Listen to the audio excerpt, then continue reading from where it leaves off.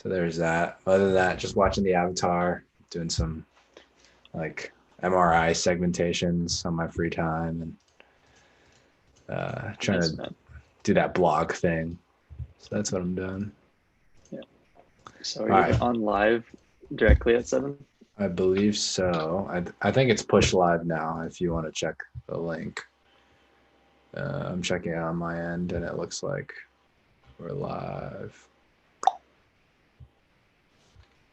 Yeah, looks like All we're right. good. We're good. All right, let me use the restroom and then we'll start. Okay. Sounds good.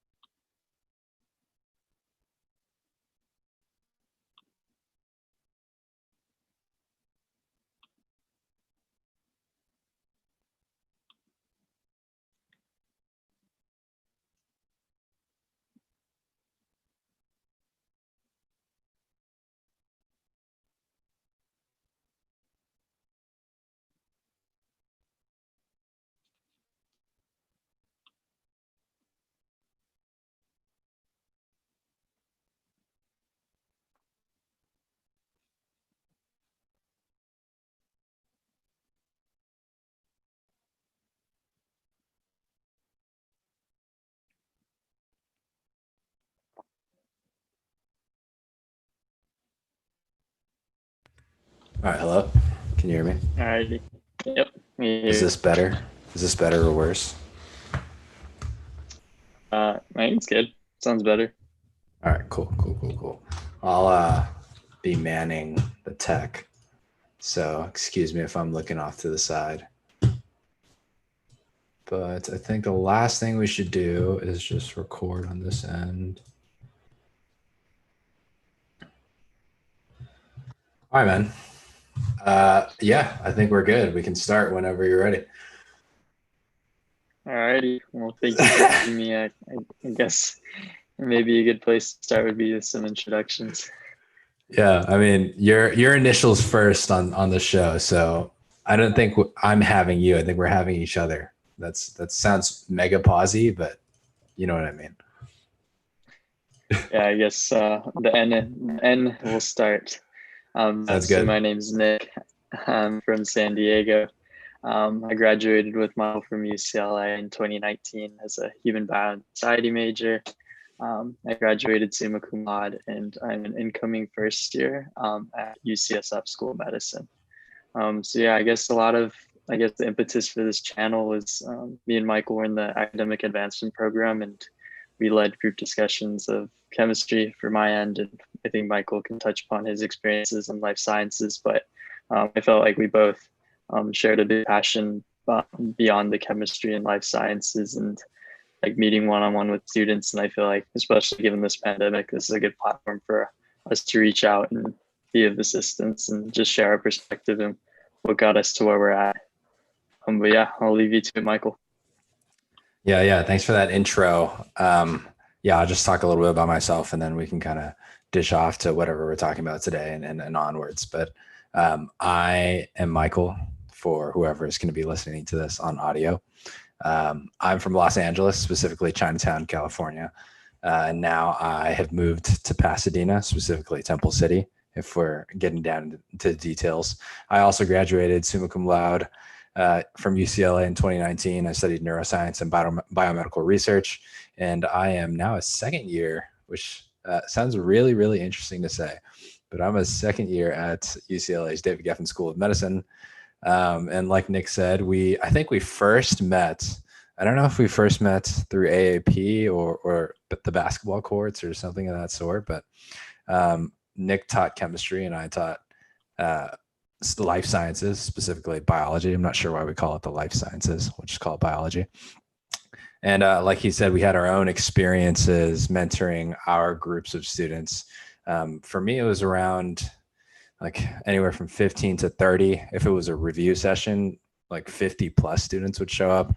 And I just really enjoyed those conversations, both about biology and the life sciences, but also about things that were outside of school, whether it was professionally related, things related to getting into medicine, or generally academically related, like studying a little bit more effectively, or ways to keep focus, or ways to start studying when you don't feel like it, or even things that were personal, like what our favorite spots in Westwood were, or what we did with our free time. So so it was interesting to touch base with Nick and see that he had very similar experiences. So I think that there is a real need within communities like AAP, and also within the student body as a whole, to kind of like find not really mentors, but friends, really, that are just a bit older than you, just have a little bit more experience with you, to kind of guide you along your way, and ensure that you're living your college years the best that you can. I think we've been on both sides of the coin, where people are doing really well. They got their stuff together. But we've also been on the other side of the coin, where we see students who are they're still high performing, but they're burnt out of their minds. They don't know what to do next. And it's just very overwhelming. And then unfortunately, we also see students who aren't doing so well. And obviously that takes a toll on their physical and mental health. So this is kind of like a plea to all the students out there that need help. I mean, help looks different in different contexts. So if you need help, regardless of whatever it is, Nick and I have been through a plethora of experiences. And that's kind of the impetus of sort of starting this YouTube channel / podcast / website. It's just to help people live a more fulfilled, enriched college life. Yeah, I didn't really end that with an avenue for you to enter. So I'm just gonna get us into the topic of the day, which is one that a lot of students have kind of reached out to us personally to talk about, and it's this pandemic thing. So I know this podcast won't be very seasonal. It won't be very evergreen, but I think it's still an important thing to talk about. But before we get into the nitty gritty, man, the pandemic, how do you feel about it, just in general, without getting too political? How has it affected your life? That's a great question. It's definitely, I feel like, impacted many different forms, and it's not just me personally, but community wise. It's really revealed the ugliness of the United States, and that's a whole nother YouTube podcast series for. But I think personally, it's been a time to reflect and be able to, I don't know, take things in holistically about just family, and figuring out how to spend and allocate my time. And I guess for me, in my position as entering medical school, how do I want to spend my days? And the big stress relievers that were basketball and going to the gym and hanging out with friends have been transitioned to a new avenue. So it's been interesting to kind of reform or retransform my ways. But yeah, what about you? Yeah. Before we get to me, I'm actually kind of curious, because I know you and I have very similar hobbies, and we're trying to make do without, my park has literally taken down the rims of the basketball courts. So it's just a backboard, and you can't even fake play basketball. There's literally no rim. So I just wanted to ask, how have you been substituting your favorite pastime? Yeah, I've been lucky. Me and my father will go driving around the city and trying to find a rim on a hoop. Or they've been putting up these plastic bags, these trash bags over the rim so you can't shoot in them. But there will be a few that have gotten taken down, so you've gotten lucky. But when I'm not able to find that, just been going on a lot of runs. It's like when I was back in LA, just being able to run along Santa Monica was beautiful, and then just exploring my city in different streets I've never been on. So it's been a good experience to kind of reinvent and clear my head through that. What about you? Yeah. I have been struggling because I personally abhor running. I think running is the worst type of exercise for me personally. I don't know, my joints hurt at the end of running. I can only run for a quarter of a mile before my lungs give out. It's just not a good look for me. So I've been into this calisthenics thing with backpacks and doing push-ups and like doing handstand shoulder press, things of that sort. My friend has a couple of bands that we use. So that's been fun, just kind of working out with body weight and like a pole or something like that. The other day, actually, my friend and I we had a resistance band wrapped around either of us, right? And then I ran to the left and he ran to the right, and it was just like a tug of war. And this is on video, and I dominated Who him, won? and it was hilarious. I dominated him to the point that he slipped on the grass and he was just on the floor begging for dear mercy as I was just running to the left. So that was fun. It was a good cardio and hit workout. And I think COVID has, for all the bad that it's done, it's also produced a lot of interesting, creative ways to continue to live the life that you want to. So before, I always thought that exercise would look like going to the gym or playing basketball, but if I could never do that again, I imagine I would adapt just fine. Things like that were kind of fun. So that's my experience with it. But I'm sure, go ahead. I was going to say, I think the silver lining out of all of this is seeing how creative people can get just in general, from TikTok to people's workouts. It's amazing. Yeah. That's an interesting phenomenon too. This TikTok thing, it's blowing up over quarantine, and the workouts on there are actually not bad. There's this one like Korean dude who always shows up on my feed, and he's ridiculous. He's doing like Superman clap push-ups. I just didn't know that was possible. But anyway, I didn't even know that was a thing. Yeah. Anyway, I'm sure our listeners would love to hear about our lives, but I think they've popped in to just get a sense of how COVID has impacted their academic journeys and how they can take advantage of the pandemic and this time at home. I'm sure there's a lot of worries that are shared amongst students. So why don't we actually just bring up the worries first, and then we can kind of address what we think our possible solutions are. So let's say you are a sophomore or a freshman, you're not applying to medical school, but you're pretty gung-ho about it. What are you worried about right now? I think if I was in that position, I think you can definitely be split into two categories. So one's people that are applying, and two not applying. And I guess in this situation, they're not applying. I think maybe some more viewers, or if me, maybe lining up like an internship, with whether that's research or volunteering somewhere, or trying to get more clinical hours, or just being in a hospital setting that's been canceled. And so I feel like for me, one of my biggest concerns would be, how do I spend that time? What should I do in the meantime now that I can't be in person? So I think for me, like one of my biggest concerns is how can I, one, to make an impact with my internship, but I can't. So what can I do in the meantime? Or two, maybe I'd be worried about, maybe I need to get my grades up, and how can I do that now that my classes are virtual, but I'm very much so an in-person learner. So I don't know. What do you think would be like a good solution for, this person facing this issue? Yeah. Those are two good things. And I actually did not think about the person who would love learning in person, but now has to face learning in a remote environment.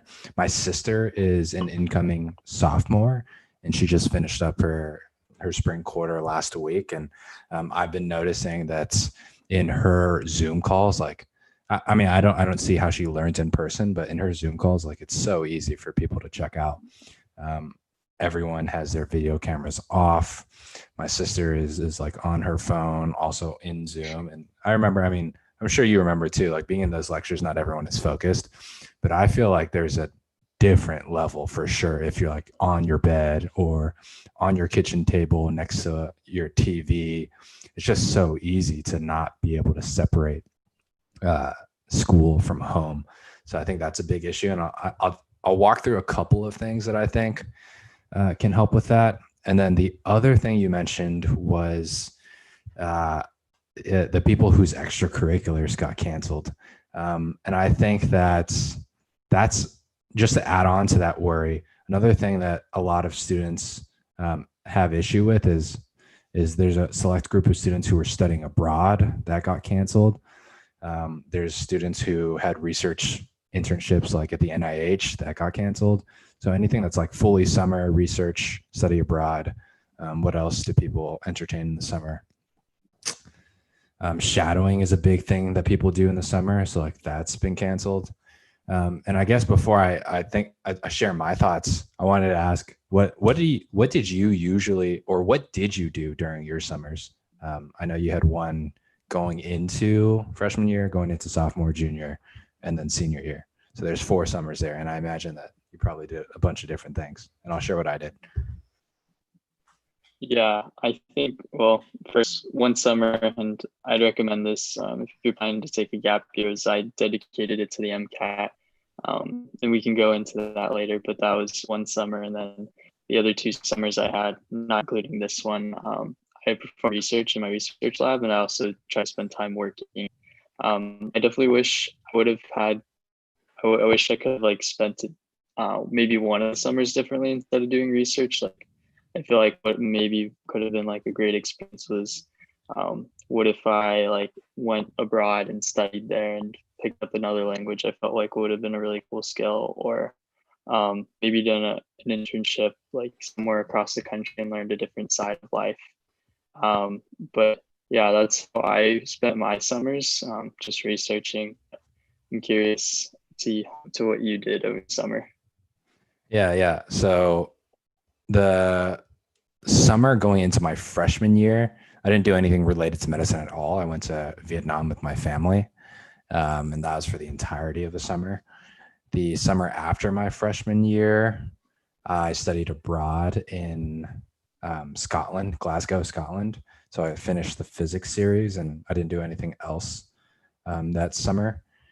And the summer going into my junior year, I studied and took the MCAT. And the only thing I did other than that was I did youth basketball coaching on Saturdays, and then I took Spanish 3 at community college. And then the summer going into my senior year, I did some hospice work in San Diego, and then I applied to medical school. So really, man, and I'm looking at your summers as well as my summers. I know you were talking about some research things, but I think the interesting thing to latch onto there is that you mentioned that you probably would have done it differently. Like you think that going abroad to learn a different language or to be immersed in that culture would have been interesting. So I think the theme that I'm getting here is that, and if you look at my summers as well, not many summers other than the summer studying for the MCAT is that pivotal to your application. I think a lot of the heavy lifting happens during the school year. And I mean, even you said it yourself, like if you took away one summer that you worked on research, you would have gladly have gone abroad to immerse yourself in a culture. Also something that's completely, not completely irrelevant, but not specific. Like people wouldn't think of that as a medically related summer. So what do you think about that statement?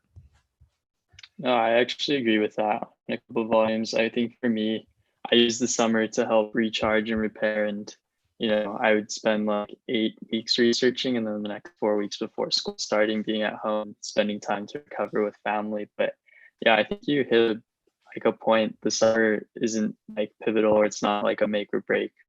It's kind of hard to make a big impact in, I don't know, 10 or so weeks.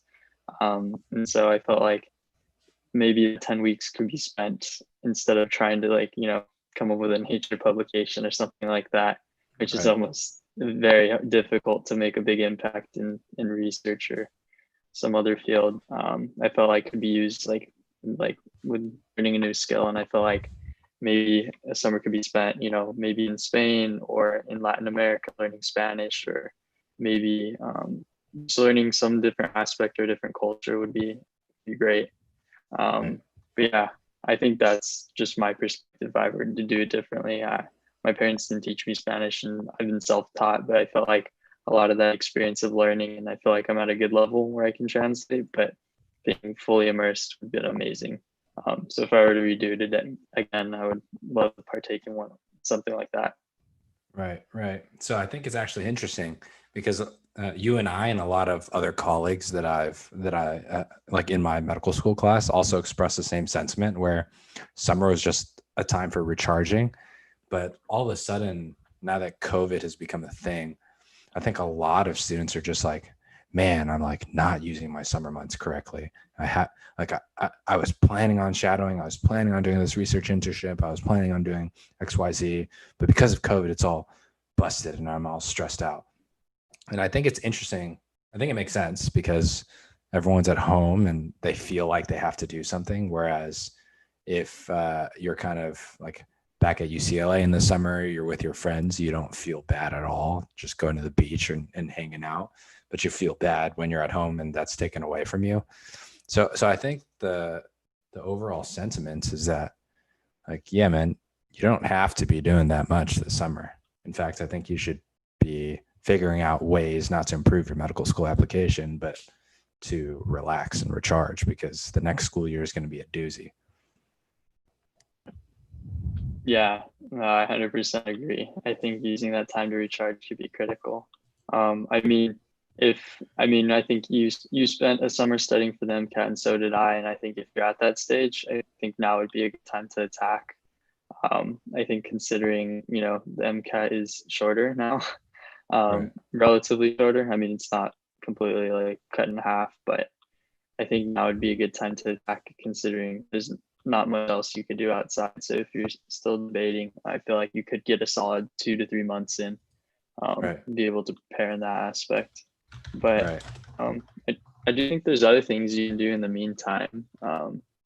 I don't think every impact you have to make has to be in person. And just thinking off the top of my head, some activities that you could engage in if you're looking, your person. Like for me, I feel like I can't sit still, learning that language. Or for me, I felt like tutoring. Tutoring is a great way to make an impact. And, Right. there's always a clientele or someone's always studying for the SAT or ACT. Right. So there's an aspect to it, it can impact in that way. And I also want to stress this that, I feel like med schools and adcoms will understand that, you can't do stuff in person. I think they'd rather you be socially distanced than trying to be a hero and then end up spreading, the COVID around. But I do Right. think there's other ways you can make an impact social distancing and actually just apply today. You can be a contact tracer and Oh, they're what is that? recruiting for that heavily right now. So contact tracing is, say for example, an individual gets COVID and they just get tested. So what they do is they track down all the people that they've been in contact with. They Right. trace the contact.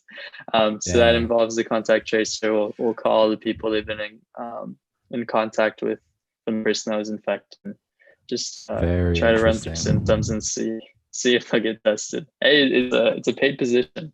I feel like it'd be a good way to make an impact. They should really have contact tracers for things like STDs. I feel like that would be a very high impact thing to do, especially on college campuses. I feel like I've been in those clinics and it's so sad. But when someone tests positive for an STD, like the first question on their mind is always like, damn, like who could I have gotten it from? And that's so sad. I think contact tracing would really, really help those people. But that's interesting, this contact tracing for COVID. I'm sure they have it for STDs, especially on college campuses, but I'm not sure if they use it that often. But that's a good option. Where can people like find out or get started with that? Yeah, I think there's a website. I have to type it up. I typed it in earlier today, but it's a 23 question application and it takes about 5 minutes. But they basically ask you your background. You just need to have a high school degree, and they ask you if you want to work full time or part time or volunteer or paid. I know they're looking for contact tracers in like major city areas, and I think the great thing is as a remote position, so you can theoretically work wherever you want. That is super interesting. Yeah, yeah, yeah. I mean, I also did some digging just to kind of help out the student who is really sure about doing something other than relaxing this summer for a couple of opportunities.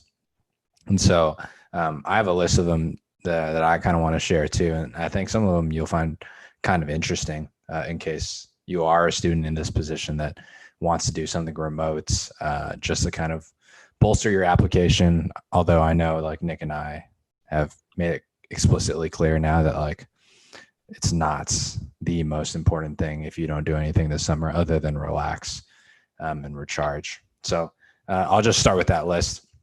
So the first one, and this is courtesy of one of my friends on Instagram. Actually, he's an Australian medical student. His name is MD Motivator. I think some people might recognize him on Instagram, on TikTok. He has kind of an interesting following, and I like his work a lot. But the first one is this website called BeMyEyes.com. I think it's really interesting. So volunteers or sighted volunteers, people who can see, connect over this app that Be My Eyes has developed, and it connects you with blind people. And so you have this kind of like live video call thing. And when blind people need to go about somewhere, you are like their sighted remote volunteer. I think it's kind of interesting.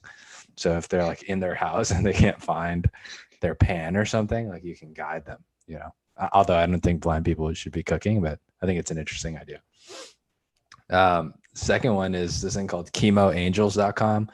There's many variations of this, and I'm glad that they kind of moved this online because I think it's a good platform for this. But people who undergo chemo often feel very lonely, and Chemo Angels gets you to volunteer to be someone's buddy is what they call it, and you support them through their journey with cards, uplifting messages, supportive words, and a lot of positive energy. That's just taken straight from their website. I think that's an interesting way to help out. Volunteermatch.org is just like the Google search engine just for volunteering positions. So you can type in your city and you can look for volunteer postings that are local to you. UNV.org is from the UN, the United Nations, and they need a lot of help in third world countries. I just browsed through their volunteer list and it's really, really abundant. And it's everything from things like an amateur graphic designer to a web designer to someone, to a public health officer. And it's in disparate third world countries that really need help. So it'd be a good way to make a remote impact. An interesting one also, my last two interesting ones are kind of similar. It's crisistextline.org and 7cups.org. They both offer support, the former for like crisis situations, like when you just kind of need someone to talk to and you're at the end of your line. So you can volunteer to text or call those people. And then 7cups offers free emotional support if you're going through something like a big life event, or you just need someone to help talk through your emotions during this time, or you're going, unfortunately, I know domestic abuse rates have been going through the roof because everyone's kind of at home, unfortunately. So like people like that would kind of find that useful, and that's a place where people are needed. So I think I get a lot of emails just like, I can't go to clinic. I can't serve the homeless population that I do every Wednesday. I can't do XYZ anymore in person. I don't know how to help, but man, like I found this in 15 minutes probably.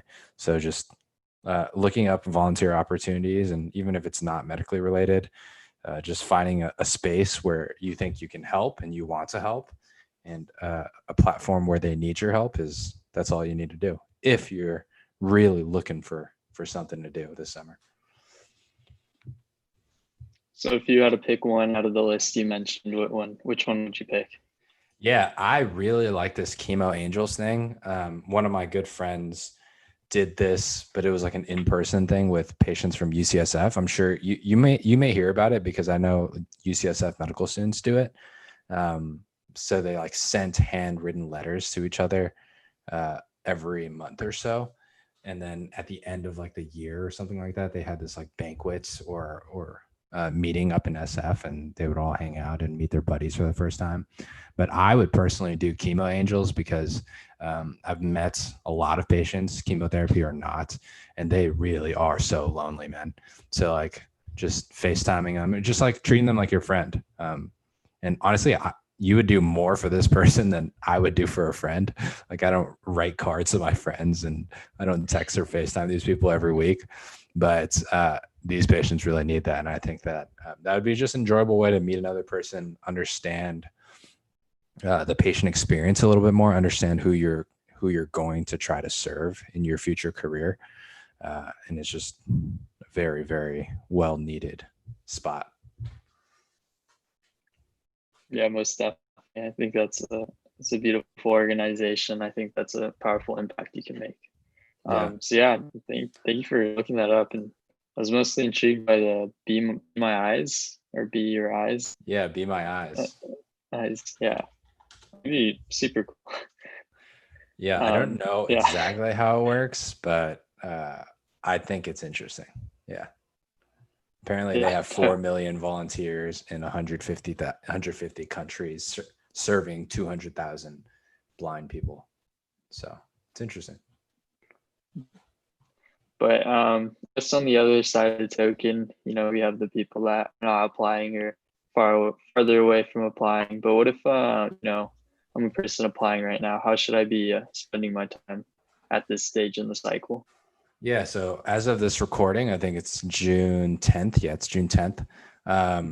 So if you are applying this cycle, more than likely you have already submitted your primaries. Yes, because they were open in May. Yes. It's okay. It's okay if you haven't submitted your primaries because they get transmitted in July, but you're probably working on your personal statement or working activity section right now. And I think if you were applying this cycle, nothing would really change. Like if I'm just trying to remember my experience applying, and I remember being in San Diego, far away from home, just basically working out of Starbucks every day. And so like if COVID happened that summer, I think my experience applying would be very similar with a couple of exceptions. I think there are some applicants who are still, while concurrently applying, they may be also studying for the MCAT. That's population A. And then population B are people who are also doing extracurriculars or like patching up the last couple of hours they need to apply. And by that, I mean like the people who haven't shadowed, but were looking to shadow this summer, or the people who haven't done research, but they have a research internship this summer. For me, if I really needed hospice to like make or break my application, like my hospice would have been canceled, certainly, because it was mostly out of nursing homes. So for those two people, let's talk about the MCAT people. For the MCAT people, it's completely up in the air. I know California MCAT's dates have just been canceled left and right. And so because it's out of your control, I would 100% recommend people to just stay up to date with it, like on a day-to-day basis. Don't do any other freaking out because you can't do anything else. I know some students have expressed a desire to like fly to Arizona just to take the MCAT exam like a week earlier. And I just think that's so excessive. If your MCAT comes back a week later, like it's not going to make or break anything. Medical schools know that MCAT dates are canceled. And the foundations of medical school admissions are still staying the same. Just that schools know that you may or may not have an MCAT score, and that's completely fine. So just take it when you're ready for it and when it's available. I know, obviously, if you wanted to take it June 10th today, but it's not going to be actually offered until July 10th. Yeah, you'll have to keep your knowledge for a little bit longer. But again, like so will everyone else. And the MCAT is scored based on how you're doing relative to your peers. So like everyone's in the same boat, basically. You're not gonna win or lose during this quarantine when it comes to the MCAT. So I wouldn't worry too much about it. As for your extracurriculars, yeah, I think you're gonna have to be a little bit more creative when it comes to getting some hours, especially if you need research or shadowing or things like that are kind of like baseline, quote unquote, required. For research, there's plenty of opportunities right now. People are writing their manuscripts. They need data processed, and a lot of that is remote. So reaching out to your professors, your PIs, and even clinicians that kind of need support during this time would help you like patch up that end. And then clinical experience or shadowing, I think it's also going to be kind of treated the same way the MCAT is. Schools understand that you're trying to get those hours, but you can't right now because of the state of things. But again, I think this is a really small population of applicants. These applicants who are trying to do everything as they are applying, I think it's pretty rare. Usually you kind of have your application ready and you're just putting the finishing touches and the frosting on top of the cake as you're applying. And if you don't have the frosting, completely fine, right? You still have the basis and the fundamentals of medical school admissions, and applying, I think, will be relatively normal, COVID or non-COVID. What do you think? Yeah, no, I agree with you on all fronts. I think medical schools will for sure, I think, or maybe not 100% for sure, but I think a great majority of them will be very understanding that if you don't have like as many clinical hours as you wanted to, or research hours and whatnot, just given the situation. But I think being able to adapt, like you said, and find those like research projects, and there's something always going on, and maybe reach out to your professors or anyone you can get your hands on. There's always some data that needs to be crunched or literature that needs to be reviewed. Right. Yeah, clinical hours is a little bit tough. I know if you've had a scribe position or you've been trained as that, some have gone to virtual scribing, but I don't know Oh, wow. if it's possible to become a scribe and be virtually trained. I don't know the feasibility of that.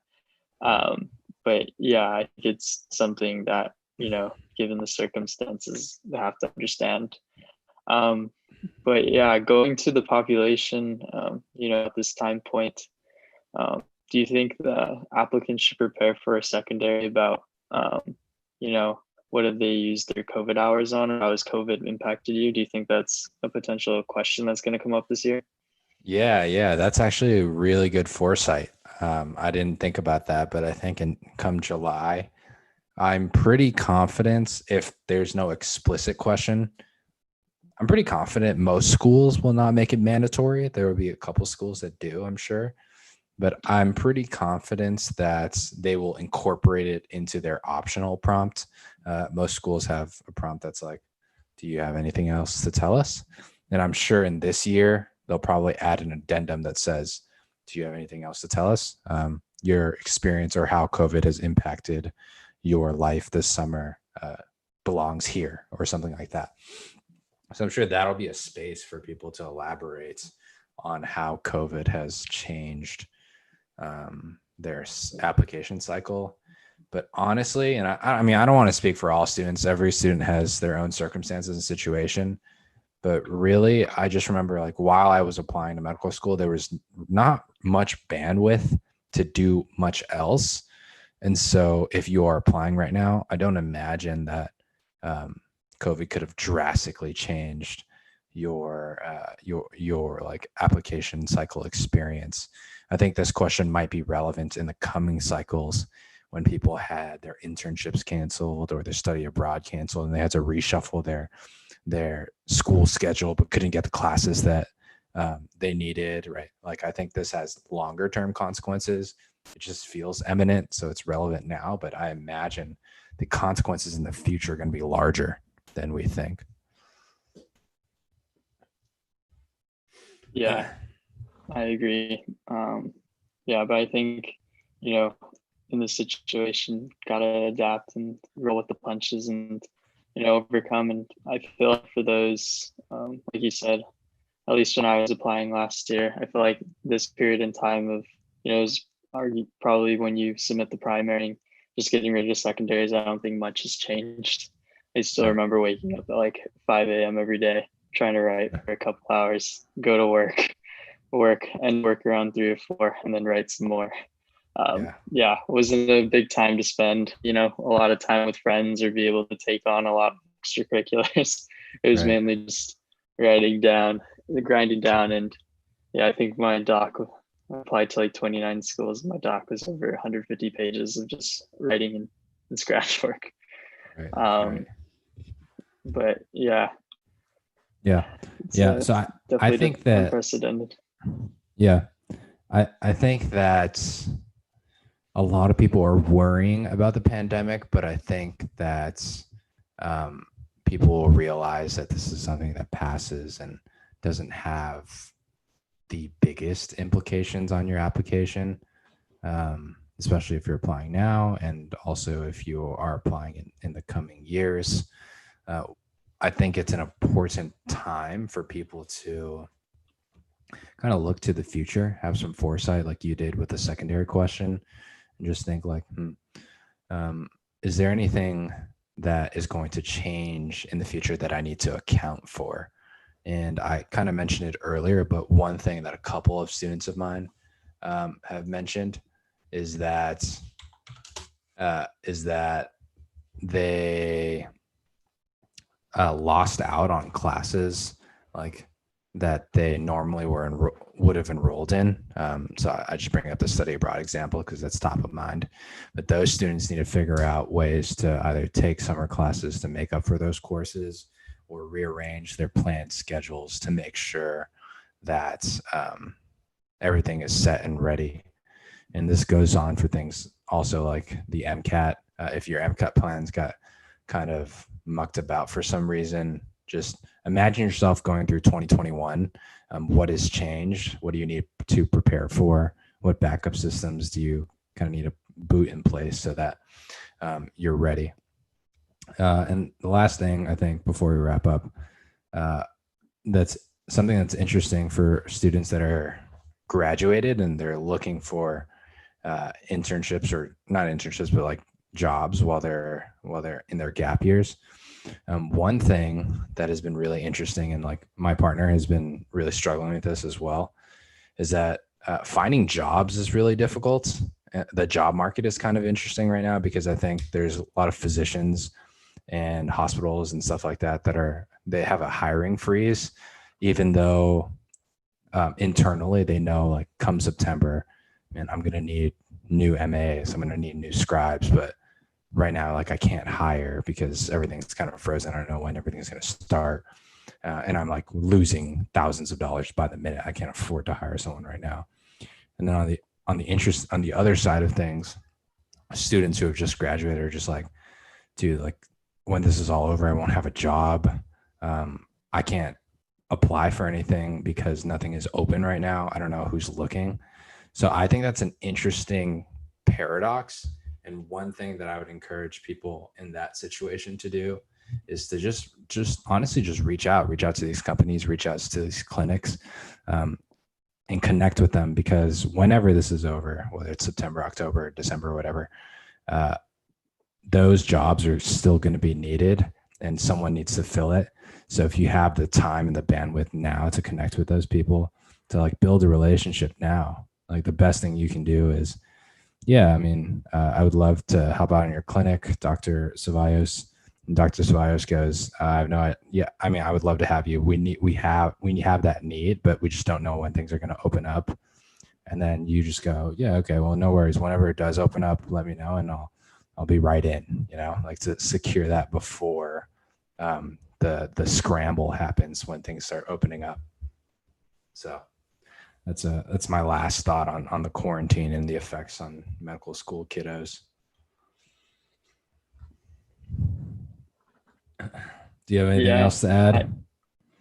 I think you summed it up perfectly. I think, ideally this is eventually going to end, and, those positions, those jobs will be needed when everything opens back up. And I think being able to plan ahead is key in this situation, whether that's like you applying to future internships, maybe you want to study abroad next summer or the following quarter, whatnot after that. Being able to plan ahead, it's hard with a lot of uncertainty, but I think you still have the opportunity to create those connections. So yeah, with that, that's my final thought. I mean, just roll with the punches, and it's an unprecedented time for everyone, and everyone's going through it. So just gotta adapt and overcome. Right.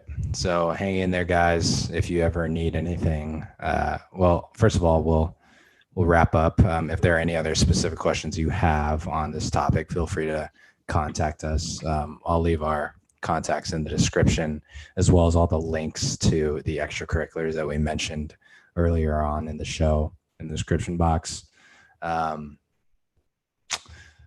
Yeah, other than that, like Nick said, it's unprecedented time, but we're all going through it. We're all kind of together with this.